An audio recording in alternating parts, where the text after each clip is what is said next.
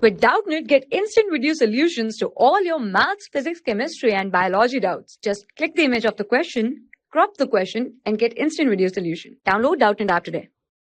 Hello everyone, a simple pendulum of length L is constructed from a point object of mass m suspended by a massless string attached to a fixed pivot point. A small peg is placed at a distance 2L/3 directly below the fixed pivot point.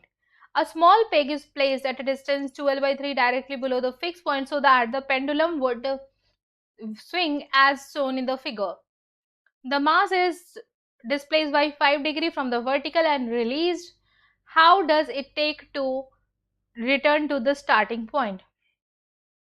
So if you see, we know that the time period for simple pendulum is 2 pi under root L by G, where L is the length of the string.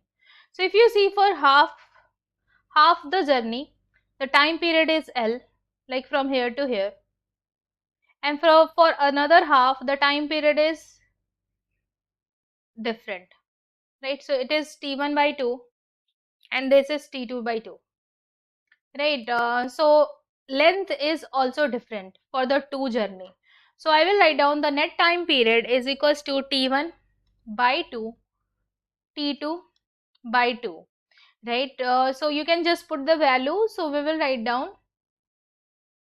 So for the first journey, the length is simply L.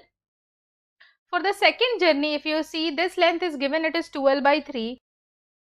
So the remaining length will be L/3.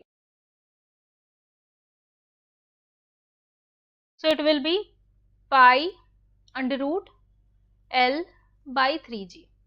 So you can take this pi under root L by G outside,